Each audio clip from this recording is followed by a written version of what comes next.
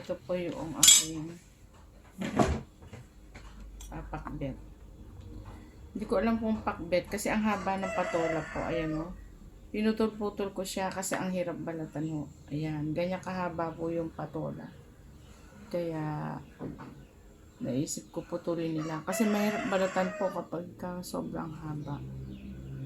Ayan. Gusto ko po ito sa pakbet. Kaso hindi ko po alam. Wala akong kamote at saka ampalaya. Kasi sa sobrang mahal ng mga gulay po. So ito na lang. Kaya kasama ko. Tsaka ito pong talong na bilog. Grabe, ang sarap nito po. Kaso, pagka sa pakbet at saka sa obolang lang, kahit wala lang kamote o talong, basta sa akin po, ito okay na, the best na po. Kasi ang kilo po nito is 150. Grabe, oh.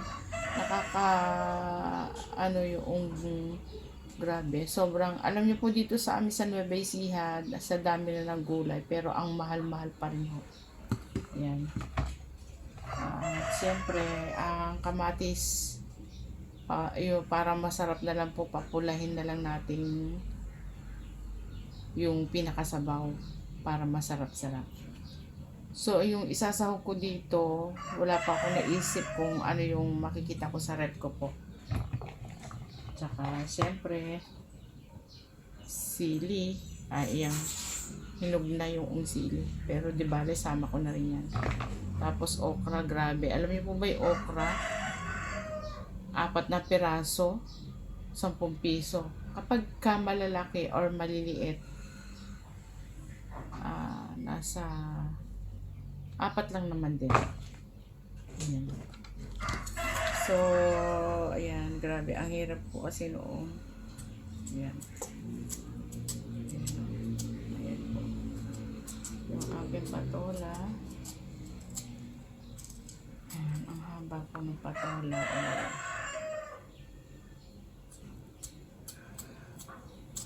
Ang hirap po kasi, balatan pagka mahaba. Kaya, ayan. Hindi ko alam kung anong nakukuha sa patola ng vitamins. Ayan. Yan po. Ayan. Sarap po yan. Ang ganda ng patola sa sobrang fresh yung patola. Napakalutong. Ang lutong po niya. Pagka ganitong kapipitas po yung mga gulay manamis-namis.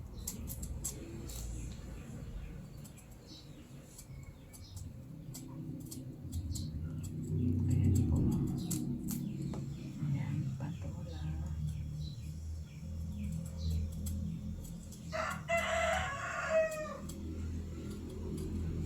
Nahiwa ko na, nabalatan ko na yung kalahati niya.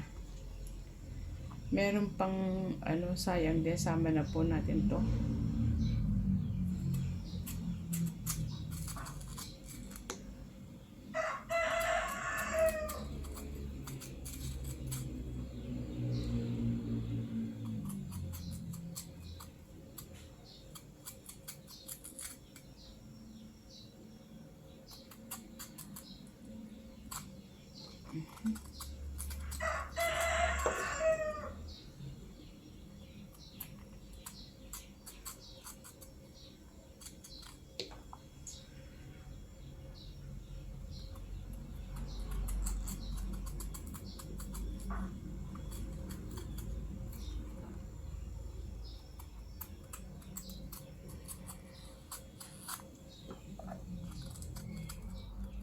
Ayan.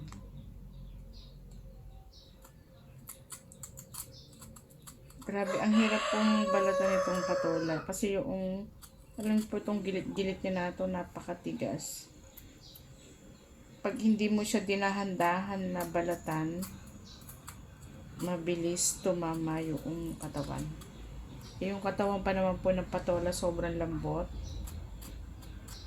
Ayan. So, hanggang dyan na lang siya. Huwag na natin isama yung dulo. At sobrang tigas na. O, ayan pa. Ito pa yung katawan. Susama ko pa ba ito? Teka. Ito na lang ano muna. Talong na bilog. Grabe, ang mahal nito po. Mahal.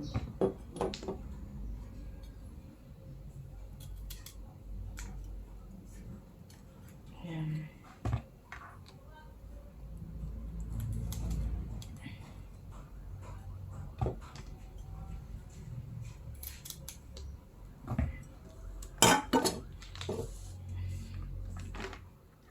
Sama ko na rin to. Sayang naman po kung tira ko lang po ito sa rep.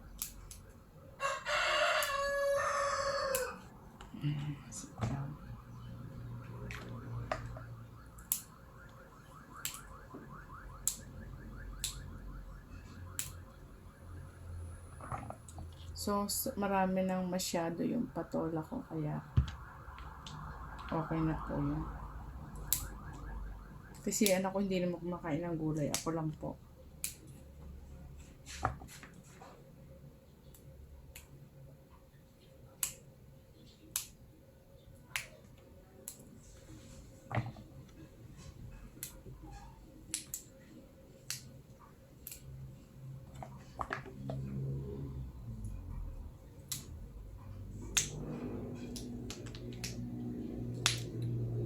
Nakakalungkot. Alam niyo po ba't gano'n? Ang mahal-mahal ng gulay. Samantalang dito sa Pilipinas na ang pinakamaraming gulay. So, kaya lang ang mamahal po ng mga gulay. Pati gulay ang mamahal po. Ano ba yan?